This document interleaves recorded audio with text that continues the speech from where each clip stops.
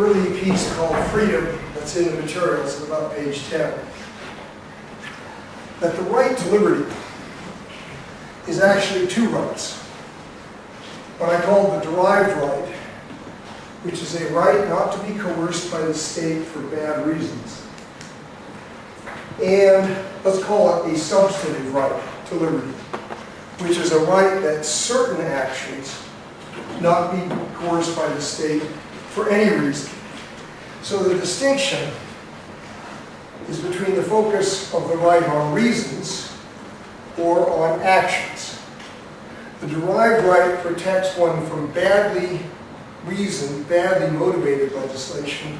The substantive right of liberty protects an act from state coercion for any reason whatsoever. Below this is some subdivisions, but I want to keep it simple. So two sorts of rights. I mostly want to talk to you today about the substantive right to liberty, whether it's truly a right, whether it's only a presumption, whether it's some combination of the two. But to do that, I will go back to the derived right of liberty for a while. But remember where I stopped on the substantive right for liberty. We went through some of the Supreme Court cases, starting with Lochner and then Williamson, the Oklahoma case on opticians, and we were talking about abortion. The article we were discussing was Randy Barnett, a well-known libertarian in America, who correctly says the way the current American constitutional doctrine treats the substantive right of liberty, it looks like this. If on the horizontal axis you're measuring kinds of actions, different sorts of things people do, and on the vertical axis the degree to which those people should be protected against state coercion in those actions, degree of, if you like, protection of their liberty. That's the chart. It looks like contemporary law is this red line. Namely, for immoral action, the liberty to do those isn't worth anything, so the state can prohibit them. For ordinary actions that are not immoral, there is a weak presumption in favor of liberty, protected only by rational basis review, as in the Williamson case about the optician. If there's any possible reason that could rationally be served or believed to be served by the coercion, then the coercion is justified.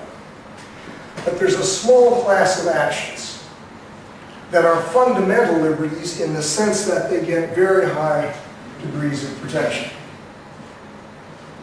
That's a three-step substantive right to liberty. Only the last is really a right. This is a presumption, and this is nothing at all. I had two questions about this picture. One is whether you can justify these sharp breaks, or is it rather, as Randy Barnett pictures it, all actions are somewhat protected by liberty, i.e. negative liberty, i.e. it's always presumptively wrong for the state to coerce its citizens. It's just as easily justified for most actions why you get to coerce them if they kill people and so forth. But as one gets further out on this horizontal axis, they are more and more worthy of protection. It's just not as a bright line, it's as a matter of degree. And at some point, the degree of protection to which they're entitled would make you call it a right to liberty. That gets rid of the bright lines and has a degree vague protection for liberty. So one question I left you with is, which is the right picture?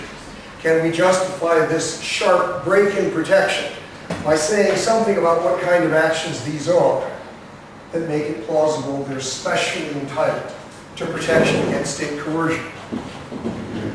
The other question I also left you with is this one.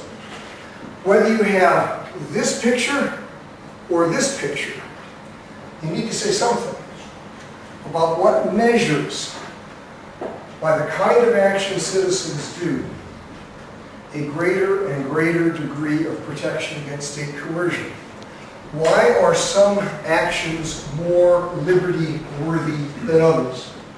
What makes them entitled to more and more protection the further you go out here? No matter whether you have a smooth curve or a ragged curve, that question is the same. What makes actions, some of them, worth more protection? Now, so far I've said two things. One out of the 13 I want to talk about. One was to remind you of the difference between the derived right to liberty and the substantive right or presumption. Two is to remind you where we were on the two questions about the substantive right vis-a-vis a presumption. Is it really a weak presumption coupled with a strong right, that's contemporary American constitutional law, or is it one continuous presumption of increasing strength so that eventually, but vaguely, you'll call it a right? That's the second thing. Now, to get at those two questions, I want to go back over what Professor Hurd did a bit the other day and talk a bit about the derived right, because part of the answer about the substantive right comes out of what you already discussed about the derived right of liberty. So the third thing I want to do is just remind you of the Millian taxonomy from 1859 through, for example, the four books of Joel Feinberg in the 1980s, through just about anybody that writes about liberty in the Western tradition. Mill said, as Hurd said, there are four sorts of principles, only one of which is legitimate to justify state coercion. A legislator may properly aim at preventing harm to others with coercive legislation. Although it's conceptually possible to aim at these three things, according to Mill, they're all improper. You should not aim to prohibit behavior that only harms the actor or those with whom the actor consents. That's paternalism, and that's bad, Mill said. You should not aim to prohibit behavior that harms no one, the actor, nor anybody else. It just offends them. They sit next door and they imagine what homosexuals are doing and they don't like it. Mill said that's illegitimate as well, as has the U.S. Supreme Court. The third thing that is a bad reason is you might prohibit it simply because it's immoral. Mill thought that was also illicit for a legislator to aim at. You shouldn't prohibit people from doing things that hurt nobody else and not even themselves, just because you think their behavior is immoral, like certain sexual practices. So for Mill, you end up with one legitimate aim of legislation and three illegitimate aims. If you're counting, that's the third thing I want to say. Sorry for the numbers, but we're going to do a lot of things. It's easier if we know them. The fourth thing I want to say then begins our discussion. About this derived right, what did you learn from Professor Hurd, the younger one, yesterday, about why Mill would have had this theory? What is it that made Mill say, well now, regulating, prohibiting behavior that harms other people, that's legitimate for a liberal state. Regulating behavior that only harms the actors involved, or only offends people, or doesn't do any of those but is anyway thought to be immoral, that's not legitimate. What is it, fourth question, fourth thing I want to talk about, that motivates someone like Mill to say this? It's an old puzzle about John Stuart Mill, who was a well-known 19th century utilitarian. Son of James Mill, who was a colleague of Jeremy Bentham's in England in the late 18th century. They together both led the fight against slaving, slave trading, slave owning in the British colonies, ultimately successful. So Mill comes from a family of utilitarianism, and he is one of the world's famous utilitarians. How does he get from his utilitarianism to this set of principles about how a legislator ought to aim in her legislation? Well, I don't think it's too hard to see. If you think that criminal law, like all law, is subject to one ultimate moral principle, all legislation should aim to increase the happiness, decrease the unhappiness of your citizens, each to count for one, as Bentham said. That's utilitarianism. Then you might say, if you're Mill, it seems to me with that theory of why we punish people at all, we can get these principles. So let me be John Stuart Mill for 5 minutes. Remember where Bentham starts on punishment in 1789. He wrote 10 volumes he projected on a rational penal code for a liberal state. He only wrote 1, projected 10. But in number 1, Principles of Morals and Legislation, he said punishment, unlike that guy across the pond named Kant. Kant said punishment of the guilty is an intrinsic good. Bentham said that's nonsense. Punishment hurts those you punish, that's its nature. It's intrinsically bad. It can only be justified if it prevents something better than the badness that it causes. It's always a balance. What's the better thing punishment achieves? Bentham to Mill. It achieves the prevention of harm to others. If you can prevent harm to others with your criminal laws, then although they, by their nature, do a nasty thing to people that nobody wants and it hurts them, namely punishment, they're justified if they cause a greater good. And the greater good is the prevention of harm to others. So that harm to others becomes your principle. Seems to fall out directly from your general theory of why you have criminal law or law at all. You have law to make everyone better off. Punishment makes them worse off, but it can make them yet better off if it prevents harm to others. And then you can see his rejection of these 3 reasons in one of 2 ways, and I think you should see it in both ways for some liberal like Mill. Namely, if behavior doesn't harm anybody else, but it only harms the actor involved, then you could say, well, but then punishing that actor harms him. Are you preventing a greater harm to him when you prohibit behavior that harms only him?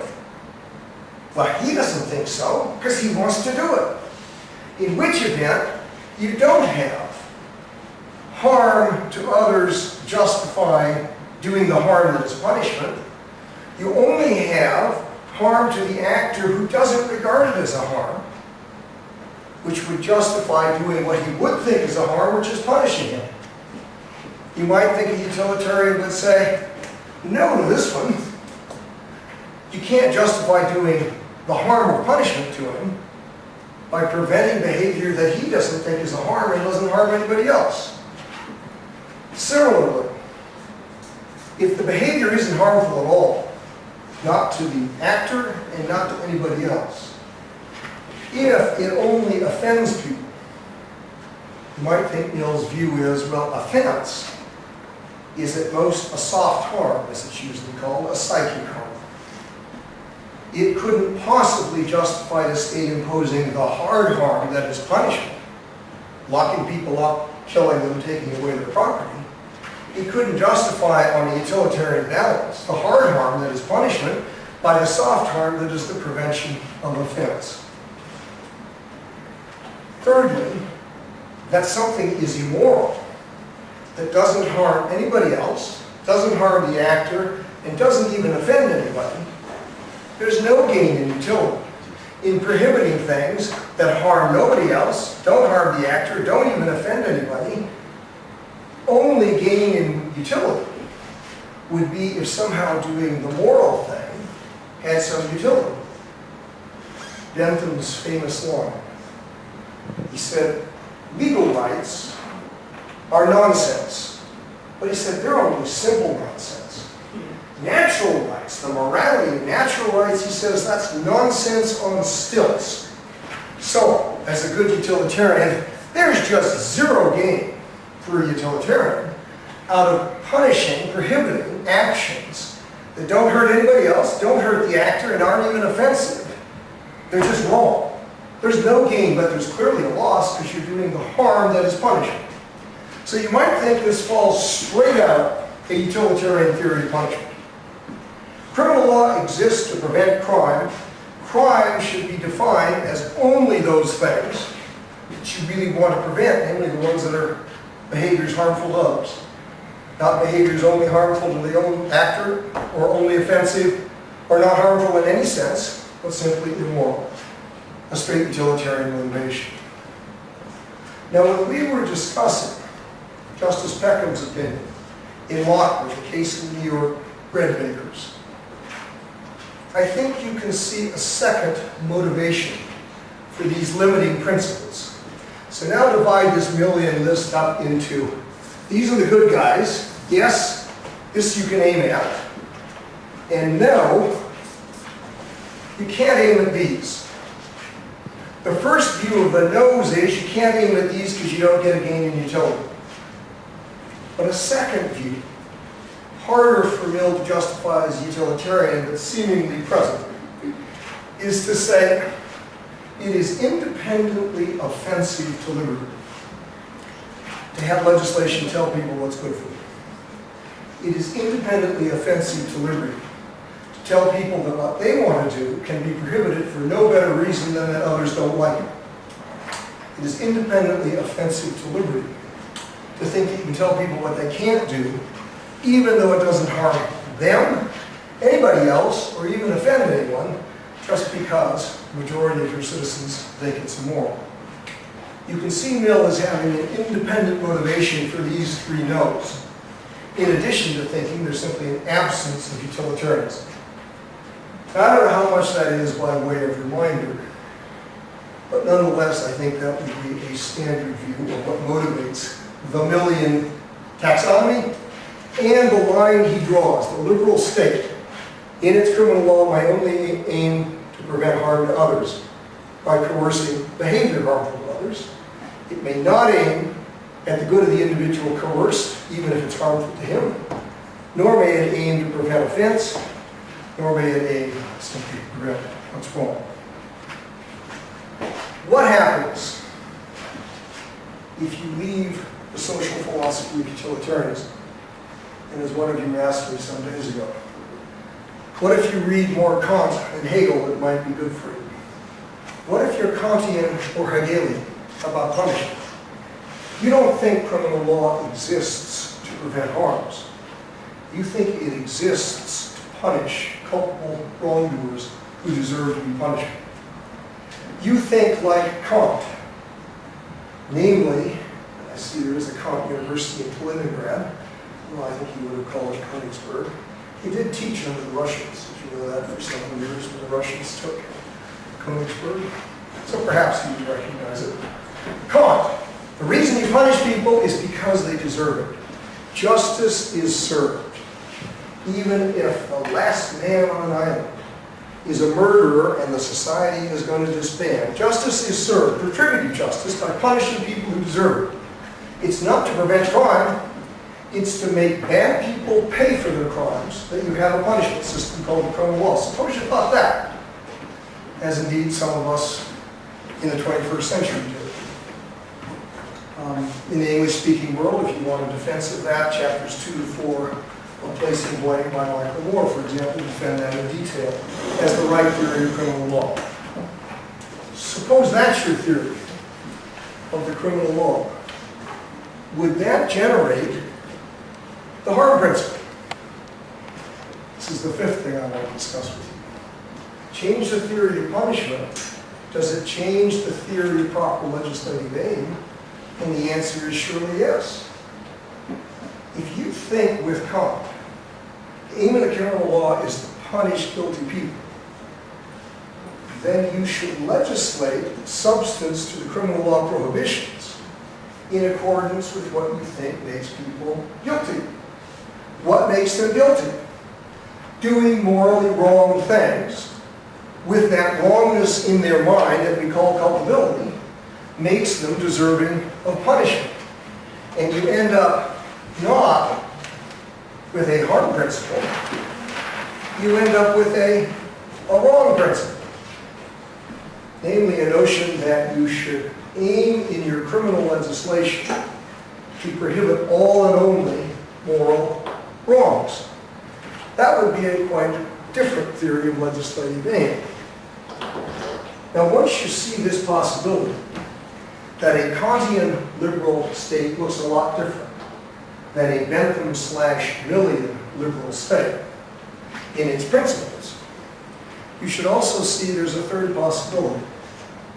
In the English-speaking world, and I think it's true in the German system as well, the dominant theory of punishment is neither Millian utilitarianism, nor is it Kantian retributivism. It's what's usually called a mixed theory. A mixed theory says we have criminal law for two quite different reasons. One is the utilitarian reason to prevent crime. The other is the Kantian reason to get retributive justice, to punish those who deserve it by their culpable wrongdoing. But you need both. It's a conjunctive theory.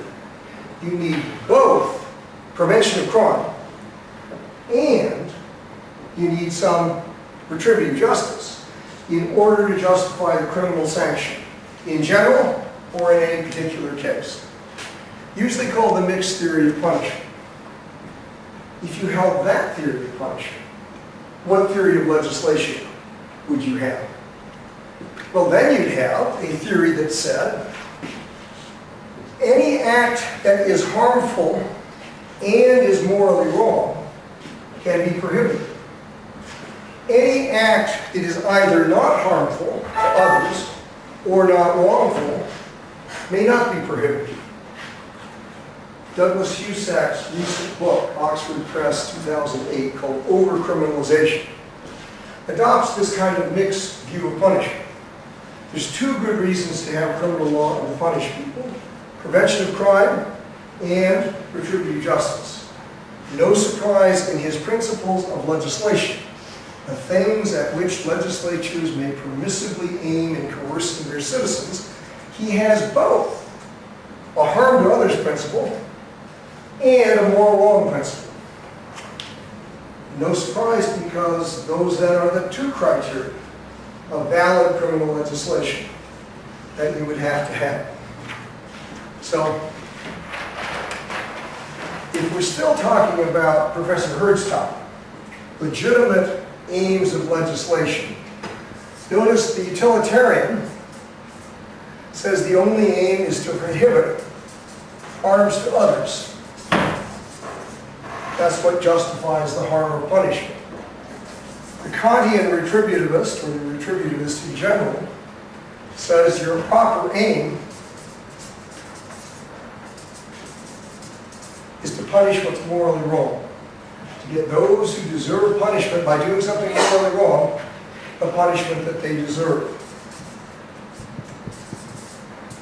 The mixed theorist combines the two. On the mixed theory of punishment, your right theory of legislation in a liberal state is to prohibit only things that are morally wrong and that are harmful. So What is it supposed to be in? Could it be or? Could it be logically, there's space for the or theory. Each of these theories of punishment has some well-known problems. The problem with the or version is it inherits the problems of each. There's an old punk rocker called Blondie, years and years ago. Her most famous song was "I'm Gonna Get Ya One Way or the Other." I call yours the Blondie theory. I'm gonna get you either if it serves to prevent crime, or if you did something morally wrong. Let me just say what demotivates that theory. Instead of Blondie, how about the Sergei theory? All right? I think the last one is the best. Wrong or harmful. When you're teaching standard punishment theory, the problems with utilitarianism are that they seem to justify punishment of the innocent. Because if all you have criminal law to do is effect a net gain in social welfare, then although it really hurts an innocent person to punish them, you can get a great gain in social welfare. Even if it's an innocent person, as long as society doesn't know it's innocent, by punishing that innocent person and getting a gain in social welfare by others being deterred by thinking the guilty person's been caught and punished. That's a problem. It seems to punish the innocent. The problem with retributivism is it seems to punish the guilty even though you're not getting any social good like preventing crime. Most people are attracted, both the descendants of Kant in Germany and the descendants of Mill in England.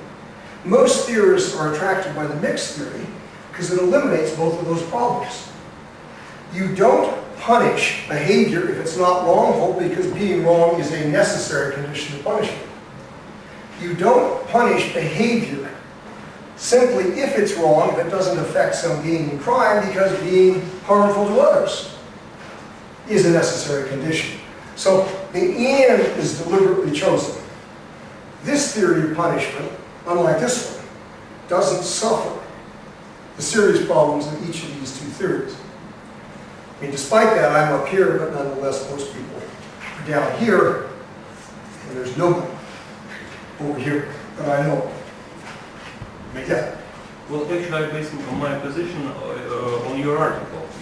Whether you're criticizing Mill's position, you were speaking about the case of punishing or prohibiting people for being cruel to animals. Good. So, no harm, Yep. but a wrong thing. Right. So, here we use wrong thing. Good. And in other cases, there are cases where no moral harm, let's say, and there is a harm to people. So we could punish it too. So we actually mix them. But it's not and, it's or.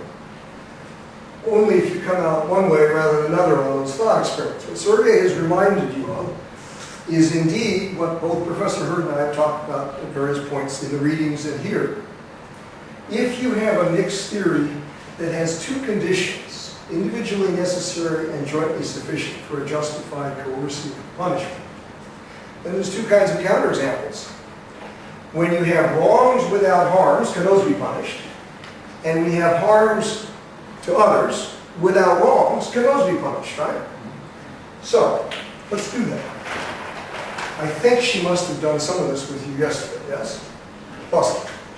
So let's take the two kinds of counterexamples. Let's do the behavior that's harmful, but not wrongful. Behavior that's harmful, but not wrongful. So you get no retributive justice in its punishment because there's no moral wrong to punish for.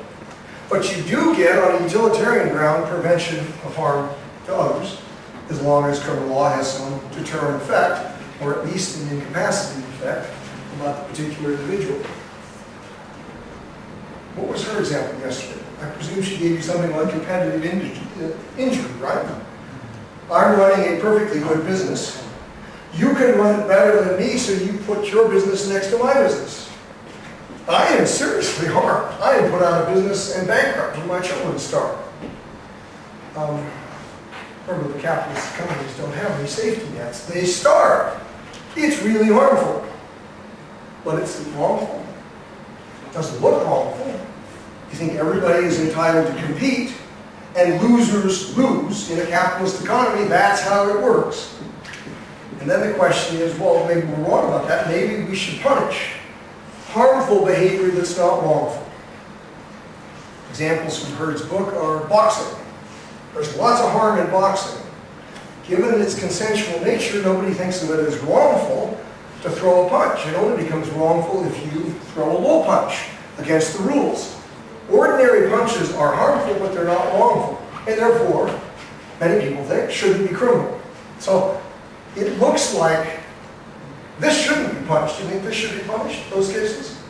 Not those cases. What about tax evasion? Is it tax evasion? Tax evasion. Yeah. I don't think it's It could be. But was that- We could think of it not as a wrongful thing, but it's sure a harmful thing. We have an indirect harm.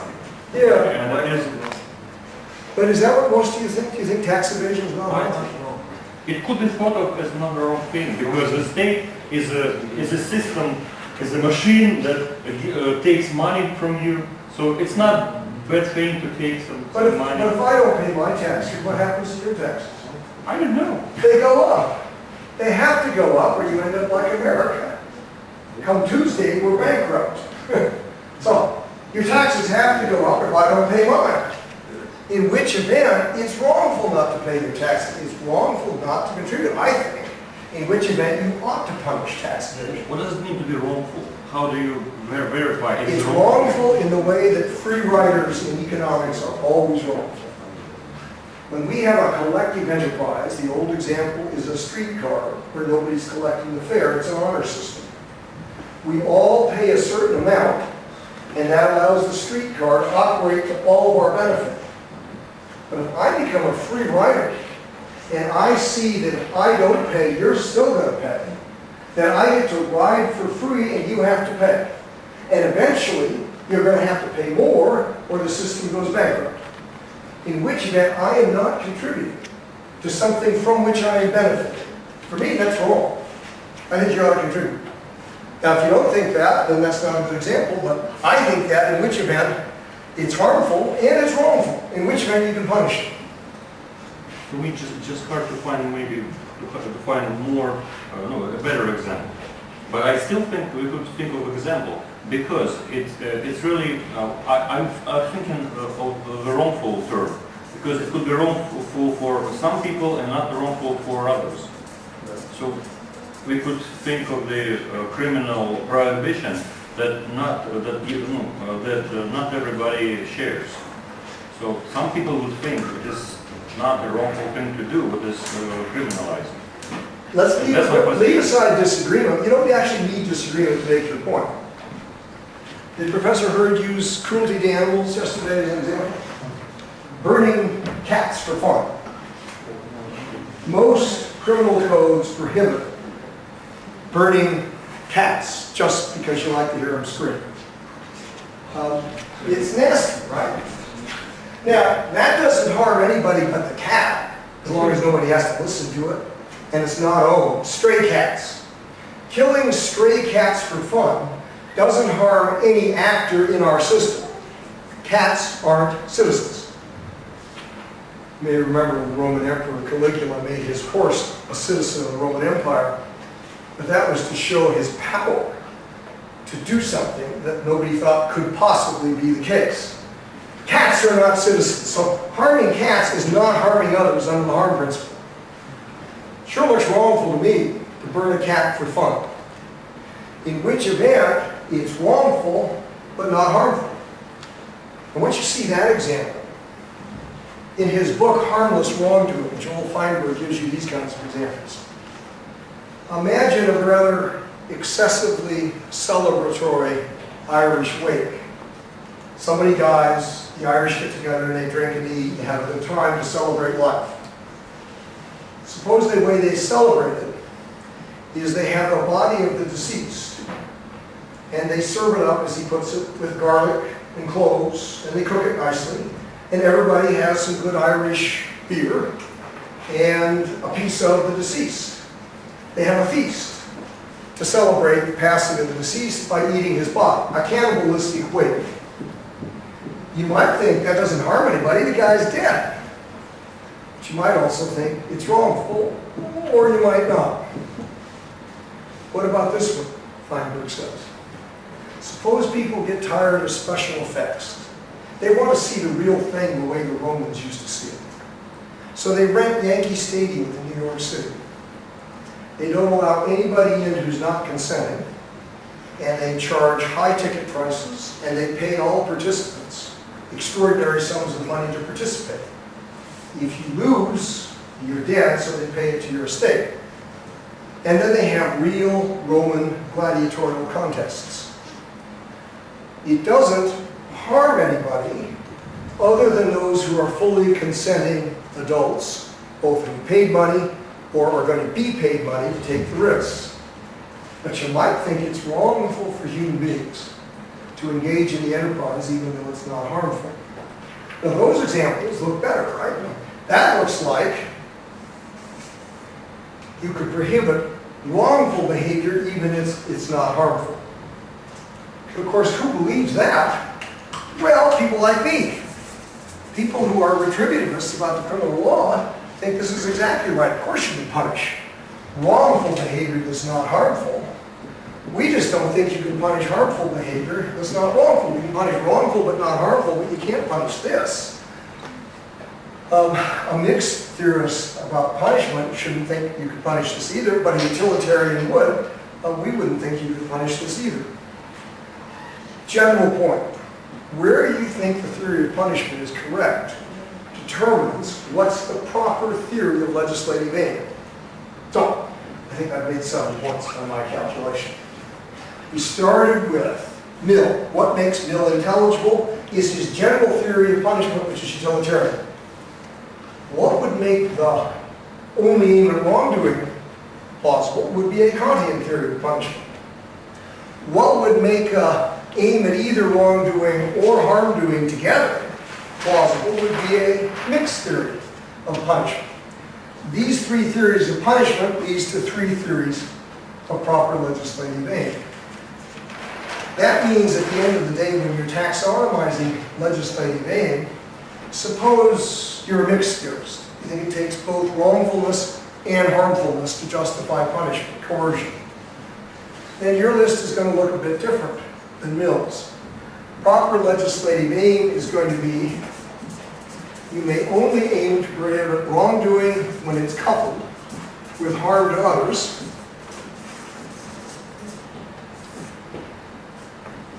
and you may not aim at anything else. Specifically, you may not aim at behavior that is just harmful to others. A fortiori, you may not aim at behavior that is only harmful to the actor themselves. You may not aim at behavior that is only offensive, because that's neither wrongful nor harmful. And you may not aim at behavior that's only wrongful but not harmful. You're going to end up with a rather different taxonomy of proper legislative aims, depending on your theory of punishment. Now, I said my ultimate interest today was not the derived right of liberty. That's what I've just been talking about. But is rather the substantive right, but that this can help us. So my 8th point is this one. Once we do a reconceptualizing of different possible schemas of permissible legislative aims, we now have the first of 3 possible reasons as to how to define the liberty worthiness of actions, that is, their immunity to state coercion. The first is because you think certain kinds of actions, given their attributes, it would be impossible for there to be any good reason to criminalize them. Notice what you're doing. You're taking your theory of proper legislative aim, and you're saying a legislature could not rationally aim at wrongdoing if the behavior they're criminalizing is not wrong.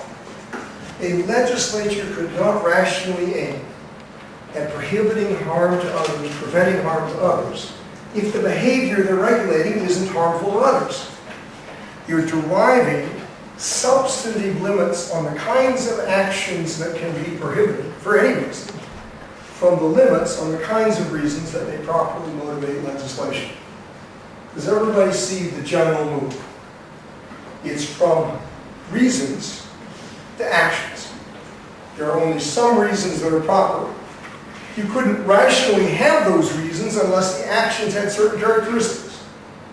You couldn't rationally be aiming to prohibit wrongdoing, to stamp it out, if the behavior you're punishing isn't wrong. Couldn't rationally be aiming to prevent harm to others if the behavior you're prohibiting isn't harmful to others. In which event you end up, depending on your punishment theory, with 3 sorts of possible limits of this kind. if you're utilitarian about punishment, so the only proper aim of criminal legislation is to prevent harm to others greater than the harm that is punishment,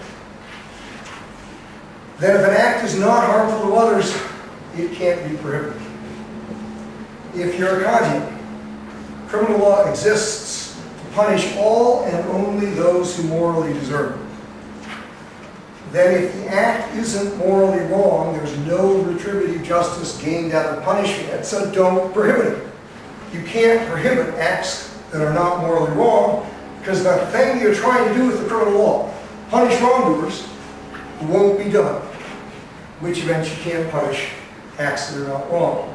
If you're a mixed punishment theorist, then acts that are not harmful can't be punished, and acts that are not wrong can't be punished, i.e. acts that are not harmful and wrong may not be punished. It's in Germany once doing the Irish logic, and I did that. Some German graduate student raised his hand. He says, in Germany, he did a complex inference, and I said, you know, that's true in America, so let's just correct the mistake. So acts that are not harmful and wrongful on a mixed theory of punishment. The state cannot have good reason to punish either. Now that's the first of three possible reasons why it is you would end up with this difference in the degree to which criminal law can use its coercion for certain kinds of actions. It's one of the three sorts of things that can make sense of why this slope is going up or why there's this big break, because some actions are not wrongful, not harmful, not wrongful, and harmful. They're out of the scope of a proper criminal law. They can't rationally be regulated by a legislature trying to do what it should do, prohibit things that serve the ends of punishment. I know you spent some time on the harm principle, but let's spend a little bit more. Now, not as a theory of legislative aim, but as a theory about the kinds of actions that can't be prohibited. So pretend we're a utilitarian. We have Mill's harm principle. The most famous criticism of Mill's book on liberty was J.F. Steffen's book in 1872, Law, Liberty, and Morality. No, that wasn't quite right. Liberty, Morality, Fraternity, I think it is, 1872. Here's the famous Stephen argument, foremost theoretician of the English criminal law in the 19th century. He happened to be the novelist Virginia Woolf's uncle as well. Criticism. He says there really are no acts that are not harmful to others in some way or another. All acts hurt somebody in some way or another, so this is an empty set. If this is what Mill is proposing as the bulwark of liberty that defines when it can be the case that you just cannot regulate it, this is an empty set. There are no acts over here that are not harmful to others. What do you think? Who's right about that? Mill or his critic, John Fitzjames Stevens? Sergey, what do you think? Louder, what do you think? No, I think don't get the question. That harms no one else is over here, can't be regulated. Behavior that harms others can be regulated if there's good enough reason, right? That's the supposed line Mill has proposed for us. That's what the harm principle is supposed to do. It's supposed to give you this line between what cannot be prohibited at all and what can be. The sphere of liberty for Mill is here, and this line is where behavior harms others. Stevens' criticism, there's no such line. All behavior harms others in some way or another. Suicide's a good example, so is riding without a motorcycle helmet. Are there harms to others? With a little imagination, you can always think of possible harms. Go back to motorcycle riders. You ever seen a motorcycle accident where the guy didn't have a helmet on? I was in Oregon many years ago. I used to ride a motorcycle, sometimes without a helmet. There was an accident where the guy smashed his head. And I remember a mother taking her young children, or two of them, over to the scene and said, look at that. That's what happens when you ride without a helmet. I'm sure they got the message. That image has to be in their brain today. There were brains all over the pavement. So that was a harm. There's that kind of harm. There's the non-support harm. There's the childless, the parentless child possible harm. If you think about it, there's probably always some kind of harm. Now, if you're John Stuart Mill, this is obvious. So how do you defend your line? The line between what liberty absolutely protects and what protects only weakly. Anybody? This is supposed to be serious harm and available harm. But when you speak about serious or available, we need the criteria. And probably the wrong thing could be one of those, but not the only. So we actually do not have this strict line. We have the number. Good. Remember, we're doing two things. One is to justify any kind of division at all, and the other is to try and decide, is it a sharp line or a fuzzy line? Sergei's point is, if there's a line, it's got to be fuzzy. Because harms come in degrees of seriousness, and this line doesn't take that into account. Notice there's another aspect of fuzziness. It's the one Mill actually refers to, even in the selection that you have from his book on liberty and our materialism. He says harms can be more or less direct. It's what every lawyer in the Anglo-American system learns as proximate causation. Some harms are direct and close, some harms are pretty remote, and some harms are so remote that lawyers don't think of them as causes at all. That also is a vague by degree difference in terms of degrees of directness of causation. Degrees of seriousness of harm, degrees of directness of causation. If you're using a harm principle to divide actions protected by liberty and those only weakly so, surely you want this rather than this, given the vagueness of the criteria of what distinguishes protected actions from not protected actions. It looks like at least Mill would have to give Stephen the degree vagueness. But does he have to give anything more than that? Is there a difference between the harm to others inflicted, say, by suicide, and the harm to others inflicted, say, by homicide? Pretty direct, right? If I go up and shoot someone because I want them dead, I have caused harm to others in a very direct way. If I shoot myself, I may have caused harm to others if others care about me or depend upon me in various ways. But it's less direct. It's less of a cause of a less serious harm. In which event, Mill might be able to defend the green line even if he can't defend the red one with the harm to others criteria. Now remember what we just did. We were looking at one possible criteria of what divides actions strongly protected by liberty from those that are not, namely the Millian criteria. You only want to use the Millian criteria if you're a mixed theorist about punishment or a utilitarian about punishment. For a Kantian, this is all just irrelevant. It doesn't have anything to do with the right line about what should be protected and what shouldn't. But for Millians and their descendants and mixed theorists, they want to say liberty protects acts that don't harm anybody else very much, in which event you end up with this kind of a law. That's the utilitarian and, to that extent, the mixed theorist line. What about the Kantian line? Can Kant defend this line any better than Mill? Actions that are not morally wrong may not be prohibited in a criminal system aimed at retributive justice. Kant. Is that line brighter than actions that are not harmful to others? Are some actions right and others wrong with no in-between? Or do we have degrees of wrongness like we have degrees of harmfulness? Elena, what do you think? I just listened about it. Not to say really. You know the old saying, Pushkin is as good as poetry? Are all wrongs equally wrong? I come over and sort of spill this on you. Is that as wrong as shooting you? I'm sort of line for Mill and thought he couldn't justify this, he could only justify a vague by degree line between actions protected by liberty and those not. Now ask the Kantian the same question. Can you justify a line saying any action that's not wrong is protected by liberty?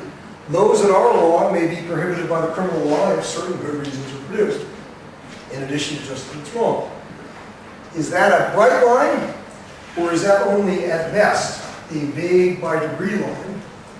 Because how wrong something is varies just as much as how harmful it is, and indeed it might even vary along one of the same criteria.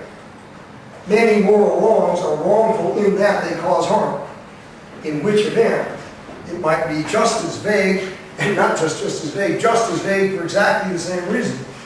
Causation is vague, and so is degree of harm, and if wrongdoing depends on those, then Kant no more than Mill can defend a bright line. It must be a vague line between what liberty protects and what it doesn't protect, except by a presumption.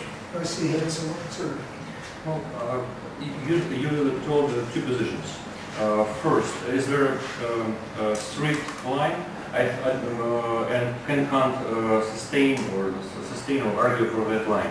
I don't think we could say this is a strict line because there are degrees. That's my position. Well, there are different bad things or different good things, and they differ in their degrees. So, first, second, to evaluate that degree, do we need to come to harm principle? I don't think it is possible, but I don't think we always have to use the harm principle because Well, if you're a retributivist, you don't want to use the harm principle at all. at all. So we could use just like some theory of values or system of values, not only or even not at all a principle of harm. Well, that's right. But if we did use it, as you say, it could be by degrees of wrongfulness. What about these things Hurd had on the board the other day? Where are these guys? That'll do. How about these guys? Where you don't give your kidney.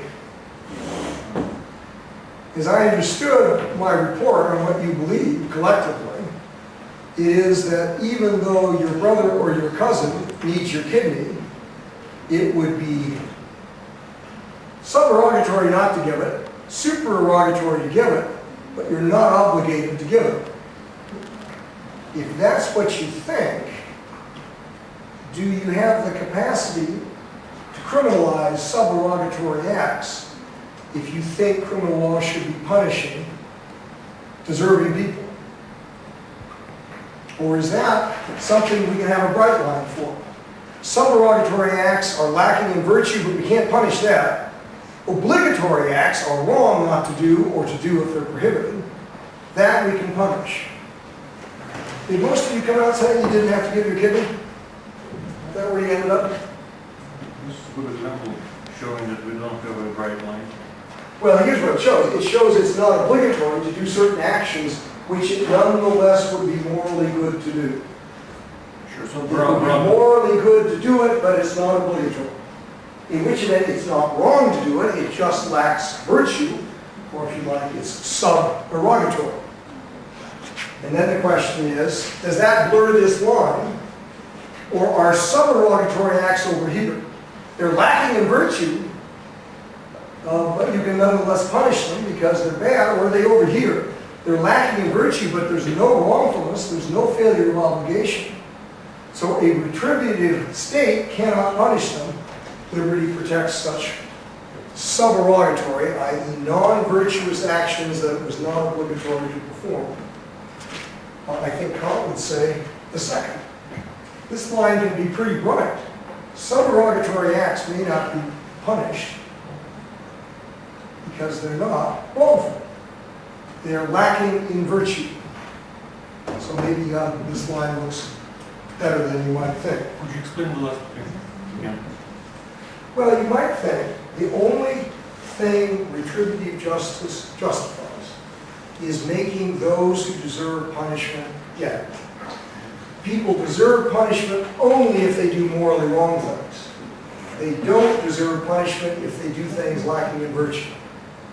not donating a kidney lacks virtue, but it's not wrong, in which event you couldn't punish it on retributive grounds. That's where that would What's go. the lack virtue?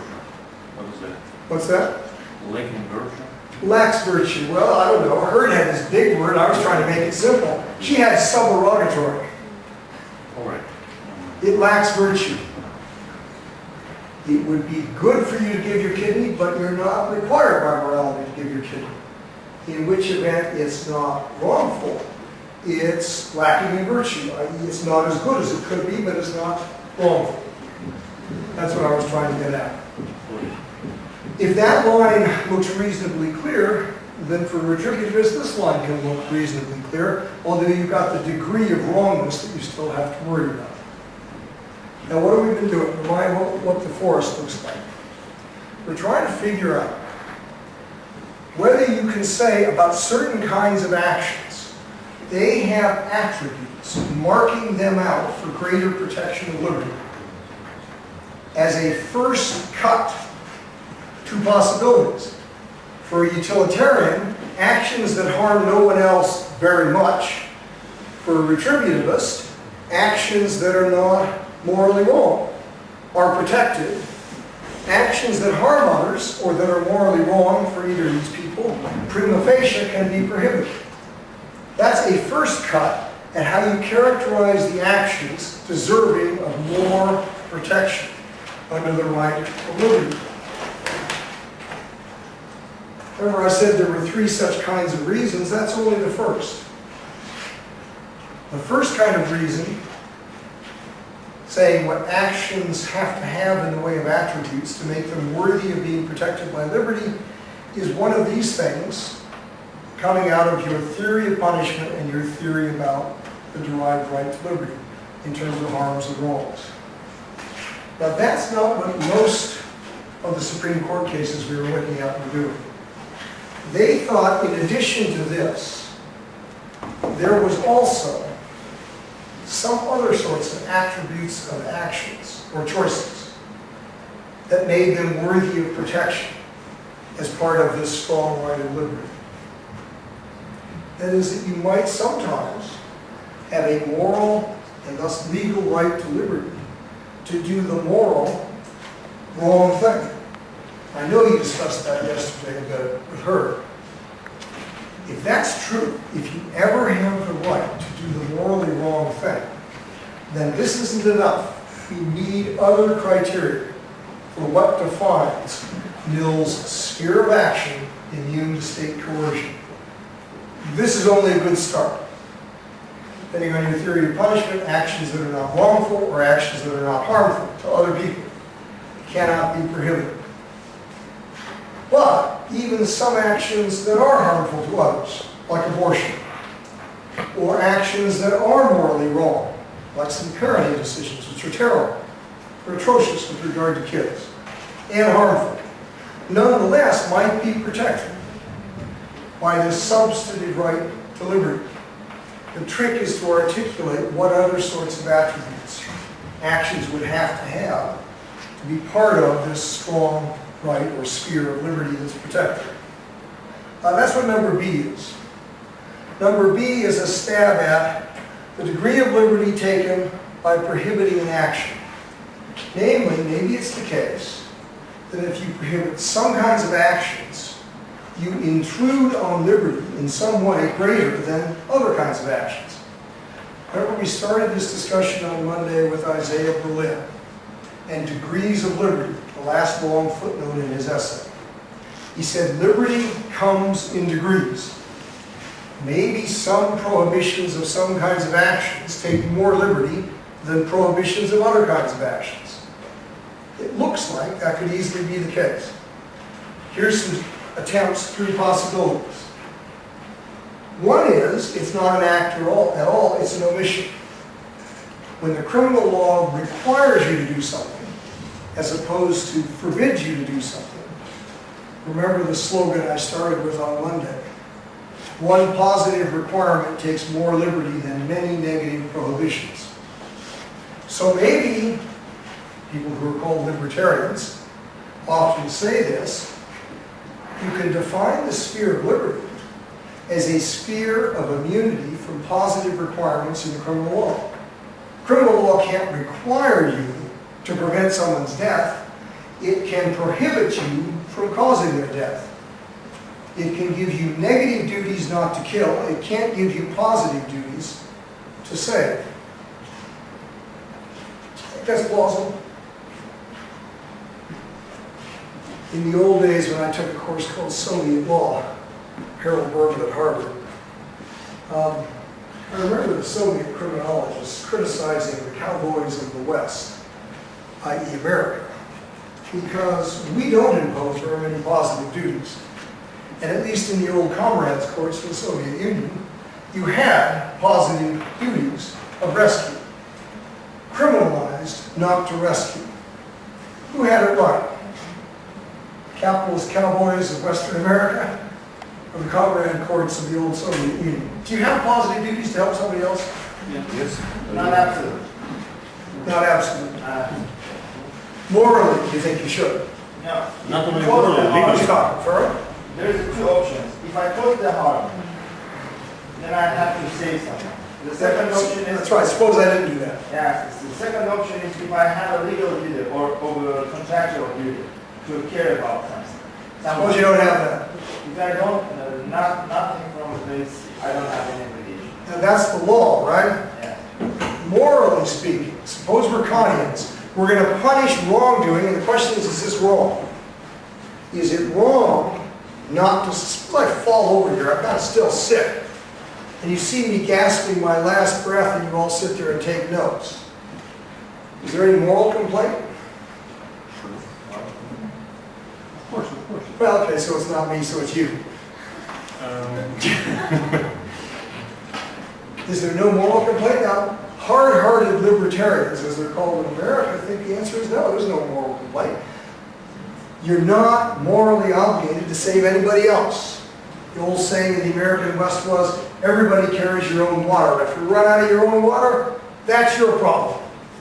It would be good to help you, but it's not obligatory. That would be one view, but if you don't share that view, as I do not, it can't be a bright line saying the state can never positively require you to do something. It can be another fuzzy line, however. So ask yourself this question. Suppose you think there's an obligation to help others, either because you caused their peril, you've got some contractual relation, or if you're like me, it doesn't matter, even if you're a stranger, you still have an obligation to help them. And then you don't do it and they die. How does your blameworthiness compare with the blameworthiness of a person who doesn't like another person, and he puts a gun in her head and blows her life away? He's caused death. The first person has only failed to prevent death. Are they equally blamable? Doesn't seem like it, does it? Isn't there a real difference between the extreme blameworthiness of those who cause harms like death, kill, and those who, although they should, fail to prevent it? In which event you may think there's something to this. You can make a fuzzy but not a bright line. Namely, you can say criminal statutes that require actions take more liberty with less reason than criminal statutes that prohibit actions. Even if the actions are morally wrong not to do, to require them takes more liberty and they're less wrong when you don't do them than if a state prohibits actions and somebody does a prohibited action. It's more wrong and less liberty is taken. So a possible fuzzy line, these pages are the pages in your reading where this stuff is discussed. A fuzzy line could be, in addition to the wrongness and harmfulness criterion, ask whether it's an act or an omission that the statute is criminalizing. Omissions are entitled to greater protection by liberty because statutes requiring you not to omit take more liberty in comparison to negative prohibitions. So whether it's an act or an omission, that would matter too in trying to draw this line about the sphere of protected liberty. Try this one. I call this the Aristotelian criterion on page 15 of the material. Aristotle said the choices you make in your life define who you are. The U.S. Supreme Court in its Aristotelian moments thinks there are some of those choices that have more to do with self-definition than others. If you look at Justice Blackmun's opinion in dissent in Bowers, or Stevens, or the majority opinion in Lawrence, they all suggest there are, let's call them, self-defining choices. Choices that define the kind of person you are, or at least have a major impact on the kind of life you're going to lead. Those choices, you could say, those are the ones that are strongly protected as fundamental liberties. They're over here. Ordinary choices about where to have lunch, who to ask out for lunch, what classes to take, etc. Those are only protected by the weak presumption of liberty. But the self-defining ones, those choices are the ones protected by the fundamental right to liberty. That's what defines Mill's sphere. What are the self-defining choices? Let's think about the Supreme Court of the United States taxonomy. Choices about how you educate your kids. Parental choices. That's number one. Choices about becoming a parent. Griswold, birth control, abortion. Choices about sexual preference. Choices about whether you marry, how many times, who, and with what sex they have. Choices about what you do with your body, including allowing medical treatment. And sixthly, choices about where, when, and how you die. Those 6 things have received some degree of protection as fundamental liberties in the United States. Is that a fair taxonomy of self-defining choices? Choices that have to do with who you are as a person, and thus are entitled to more liberty, because if a state prohibits and regulates those choices, it takes away your very worth as a human being. It takes away more liberty to prohibit those choices than to prohibit ordinary ones. Is that a good one? Sir? I like the line, but the first example, I am not sure this is the strong example. To choose, so you actually not self-defining choice, making not a self-defining choice, but a choice defining the destiny of your kids. So I'm not sure this is a quite good example. I don't know, do you define yourself through your kids? Do you have a right to do that? No, Is do it most a people, this is a self-defining? psychological question. Do most people, if they have children, define who they are in part on who their kids are? What kind of people they are? There's an old Sure, but parlor game that was played for many years, almost a century ago. Who are you? Now, 3 answers and you don't get to think. Many people include in those 3 answers something about being the parent of their children. And at some stage, they care more about their children's success than about their own. If that's right, then self-defining could include what kind of people your kids become. Defines who you are. It speaks for you. So actually, we have a situation where the kids do not have a self-defining choice then. Is that correct? Well, not as kids. They eventually will be adults, and then they get to define who they are. Yes. Well, I mean, the trick of education, of course, is to guide them without coercing them into being just the person you want. I understand your argumentation. I'm just thinking that this is a controversial issue still. Sure, it Because is. we can All solve- interesting things are controversial. Well, this is probably more controversial. But my general question is not specifically about parenting. It is, can we give content to this Aristotelian ideal? You can be a self-defined person if you are allowed, free of state coercion, to make these big choices. The choices about kids, and family, and sex, and death. Sex, drugs, and rock and roll, right? Can you make the big choices define who you are if the state leaves you alone? Can you make sense of that? That's a strong one for defining Mill's sphere of liberty immune to state regulation. These self-defining choices. Let me finish the list because I know we're running out of time.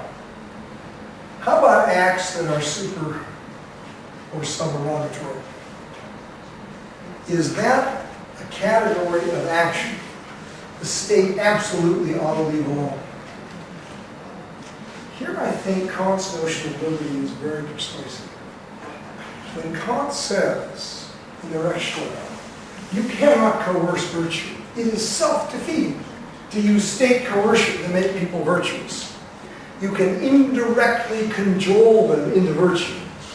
But if you try to coerce them, you lose the very thing you're trying to achieve. If I force you to make a gift, it's not a gift anymore. If I coerce you into making a gift, it's now just another state tax. In which event it's not possible to use the criminal law to make people virtuous. It's got to stay away or we won't have virtue in the world. But you've got another criterion of action going on that far side as immune to state regulation by coercion would be acts that are virtuous, i.e. supererogatory. Notice what we're doing. We're building up a list of acts not harmful, not wrong, supererogatory, self-defining, or acts that are not acts at all but omissions. So far, we've got 5 potential criteria. We're defining that line between what's strongly protected by liberty and what is not. Let me add this last sort of reason in, the third sort of reason, which gives you some more characteristics of actions. Remember when I told you about Yosemite National Park trying to enforce the one-time law against homosexual behavior in the public restrooms? To catch practicing homosexuals, they put one-way glass on the stalls to the public bathrooms, and then they had a ranger sit up there and see what everybody was doing. And if they were doing, normal bathroom sorts of things, that was fine. But if they were having sex in the stalls, that was illegal. I said that's very costly to a state, to have policemen watch your every move to make sure you're not doing something sexually wrong. I went through a series of costs. They're at page 10, pages 194 and 195 of the materials. A set of costs associated with criminalizing some sorts of behaviors. Behaviors that are typically done in private, secret behaviors, where there's no victim who doesn't consent to them. They're victimless crimes. But the behaviors are strongly motivated by sex, where people will engage in the behavior irrespective of whether it's criminalized. Give rise to a set of costs that most liberal societies find unacceptable. If you try to criminalize certain forms of drug usage in America, for example, the war on drugs turns out to be more costly than it could possibly be worth in terms of prohibition. It's strongly motivated behavior. And all you do by criminalizing it is restrict the suppliers to those willing to be criminals and thus fund organized crime. And you end up with well-funded criminal organizations that run drugs, prostitution, and gambling. Make them all illegal, all you've done is made your society worse by in fact funding organizations that are willing to be criminal because they're prohibiting strongly motivated behavior. So the argument, it costs the state too much. That's different than these arguments. This is just a straight cost argument. It costs the state too much in funding criminal organizations, in the privacy required to detect violations. If you criminalize private, victimless, strongly motivated behaviors.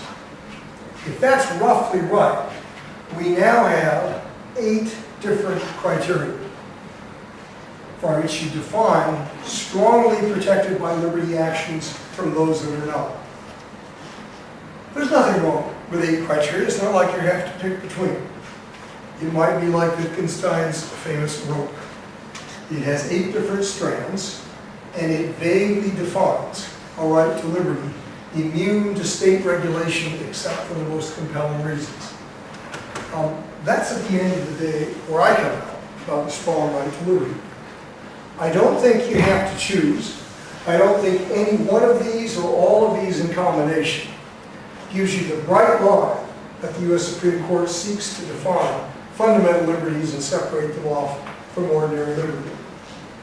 But it does give you a workable vague line, the green line on my chart, separating more strongly protected actions from less strongly protected actions, both as a matter of morality, but also as a matter, in our country, of American constitutional law, that people like Randy Burnett and I have my way. Now, what you've just heard is an hour-and-a-half summary of lectures on liberty that will be given in Scotland in about a month and a half, endowed by the United Kingdom's Arts and Humanities Council. And actually, it's been very helpful for me to work them through preliminarily here.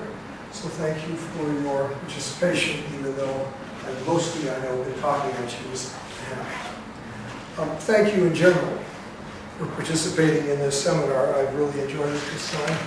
This is my 20th anniversary of giving seminars in Eastern Europe. It's because I think you people have opportunities we don't have for legal systems. You don't quite have the opportunity of the Ukrainians, the Russians, the Poles that we taught in Ratskivne, south of Budapest in 1991. You're not quite the first generation that really gets to decide what kind of legal system you have in general. But yours is still much fresher than ours. And it's a pleasure to talk to people who actually have a capacity that I envy, a capacity to change things that are not so yet embedded. We have a 200-year-old legal system. It's very hard to change anything. It's hard even to pay our bills. Thank you very much. Thank you.